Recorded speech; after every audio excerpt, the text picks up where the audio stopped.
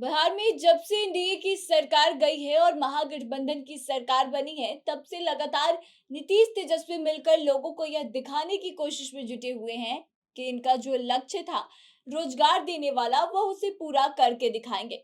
दरअसल आपको बता दें कि जब विपक्ष में तेजस्वी यादव नेता थी, तो उन्होंने इस बात का दावा किया था कि अगर उनकी सरकार आएगी तो वह युवाओं में 10 लाख रोजगार का सृजन करेंगे या उससे ज्यादा रोजगार भी देंगे।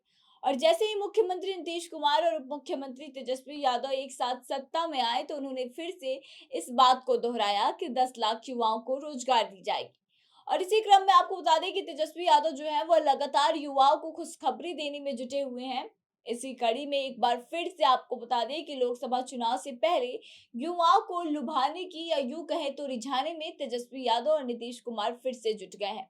और उन्होंने एक बड़ी विभाग में फिर से बहाली की घोषणा करी है। तो आइए हम आपको बताते हैं कि आखिर किस विभाग में अभी तक बहाली कर दी गई है और किस बड़े विभाग में बम्पर बहाली की घोषणा की गई है।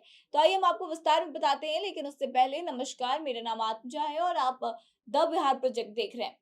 दरअसल आपको बता दें कि सत्ता में आने के बाद से नीतीश तेजस्वी जो है वह लगातार नौकरियों का सृजन करने में जुट गए। बिहार सरकार की तरफ से आए दिन युवाओं को खुश करने की कोशिश की जा रही है। बता दें कि बिहार कर्मचारी चयन आयोग यानी कि बीपीएससी और शिक्षा विभाग में निकाली गई भर्तियों के बाद से अब सरकार ने जल्द ही ग्रुप डी पोस्ट पर बहाली निकालने का बड़ा फैसला किया है।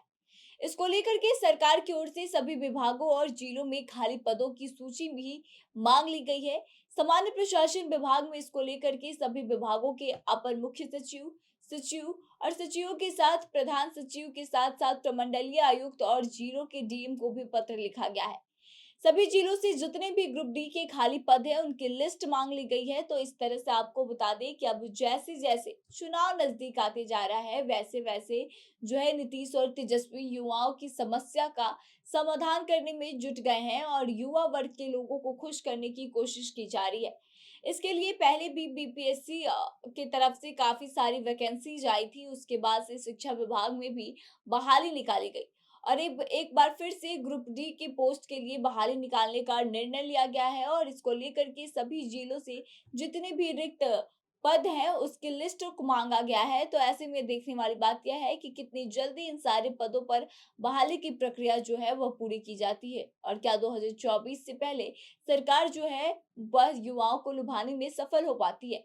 क्योंकि आपको बता दें कि पिछले कुछ महीनों या यूं कहें तो सालों से जिस तरह से शिक्षक अभ्यर्थियों की समस्या चल रही थी, या बिहार में जो नौजवान हैं, जो युवा हैं, उनको नौकरियों को लेकर जैसी समस्या चल रही थी, उसके बाद से यह कहा जा रहा था कि चाहे नीतीश कुमार कितनी भी जातीय जनगणना करा ले और कितने भी चोचले दिखा ले, लेकिन उसके बाद भी जो बिहार का युवा वर्ग है वह नीतीश कुमार को फिर से मुख्यमंत्री नहीं बनने देगा।